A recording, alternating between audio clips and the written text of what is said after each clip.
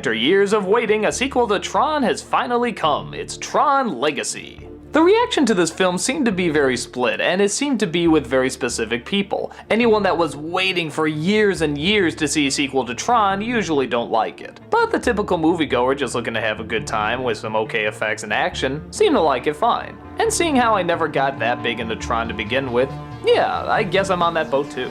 The setup is, years later, Flynn's son is the CEO of a gigantic corporation. But he's also a lost rebel that likes to sabotage his own corporation. Yeah, try to make sense out of that.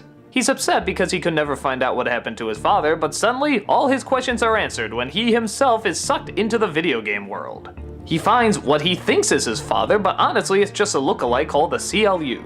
The CLU, of course, wants control of everything, and wants to keep Flynn as far away from it as possible. So, just as he's about to axe Flynn's son, Flynn's apprentice comes in and saves the day, reuniting the son with the father. And here's where it gets confusing and complicated again. I guess the reason that all this happened is because Flynn, while staying in the program, discovered some form of life that created itself and apparently has all the answers to life, the universe, religion, all that stuff. This is what caused the big split between Flynn and the CLU.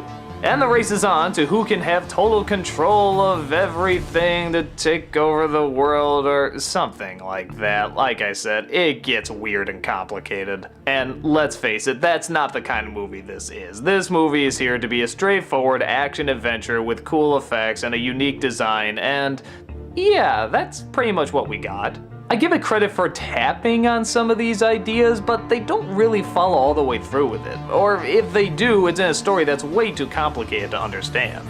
I guess in a way it is very much like the first one, as it is hard to follow, but with the first one it was tied in much more to the story and what was going on. Here it's just sort of more of a side event, while the rest of the movie is busy making excuses to have fight sequences. But they're fun fight sequences, and there's a lot of great visuals. Is it great action? No, but I will give it credit for having a very unique design that adds on top of the original Tron film. You do look at this universe saying, yes, this is still Tron, but at the same time they've really updated it. It isn't just cleaning up the effects, it is still giving it its very unique look. Like, if you were to put on Tron and then Tron Legacy, you could clearly tell which one was which. So for me, I think the film is okay. I wasn't expecting much, and I got actually a little bit more than I expected, at least with the visuals and the action. But anyone hoping for some sort of groundbreaking film or the sequel you've been waiting years and years to continue the grand story and answer a lot of the questions, you're not gonna get it here. This is a punch-em-out movie with some nice effects and one or two ideas that are just sort of tapped upon.